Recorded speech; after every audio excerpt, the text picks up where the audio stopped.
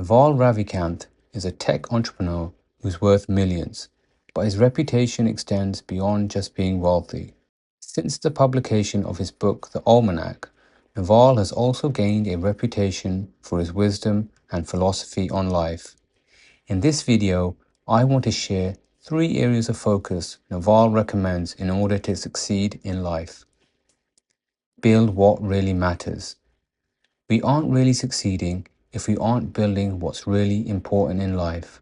For Naval, there are 3 areas we need to focus on, and they can't be bought. A fit body, a calm mind, and a house full of love. A fit body is easy. We all know what to do. Eat well and exercise. But implementing it is much harder. It takes a lot of willpower, discipline, and self-control. A calm mind is one that Naval explains is harder to achieve.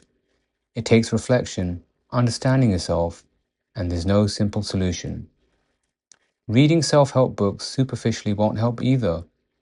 We need to take inspiration from what we learn, but we still need to figure it out for ourselves. Naval compares how most of us read self-help books to the reading of a back of a math textbook, thinking that just because we've seen the answers, we understand them. A house full of love, according to Naval, is the easiest of the 3. Nice and simple. Just love the people in your life. That's it. Family, friends, colleagues. Give them love and you will reap the rewards.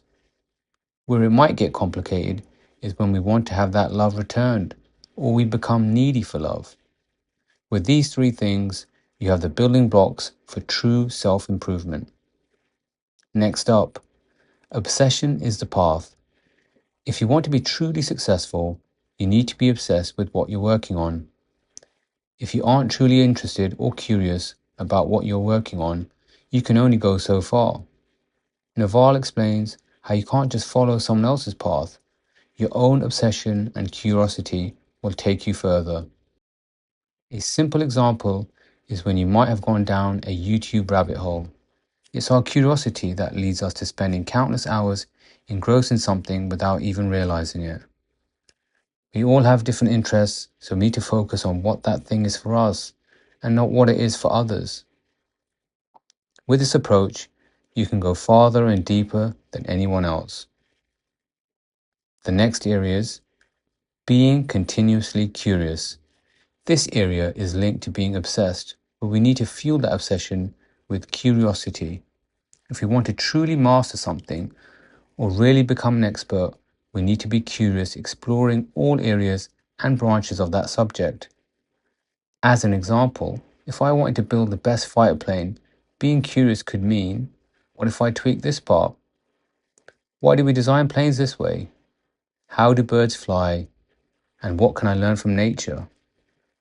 When we are continuously curious, that will fuel us to continue to improve. A stumbling block many of us face is the consistency bias. The consistency bias is, once you publicly commit to something, even slightly, you're more likely to stick with it, even if it's wrong or irrational, just to seem consistent to others or yourself. It's when we become stuck in our thinking that growth is limited and we stop ourselves from continuing to improve. We need to be ready to admit when we've been wrong and prevent our egos from holding us back. Think about in the past, the world believed the Earth was the center of the solar system, and many refused to accept this was wrong, even when they saw new evidence that contradicted their way of thinking. This consistency bias could have prevented us from deepening our understanding of the universe. Let's not allow consistency bias to hold us back from improving and growing. Bonus tip. If you stuck around this long, here's a bonus tip. 2 books Naval recommends are The Beginning of Infinity and The Fabric of Reality, both by David Deutsch. These help Naval to rewire his brain and change his way of thinking. But remember, we need to try to really absorb them and not just superficially read them. Thanks for watching.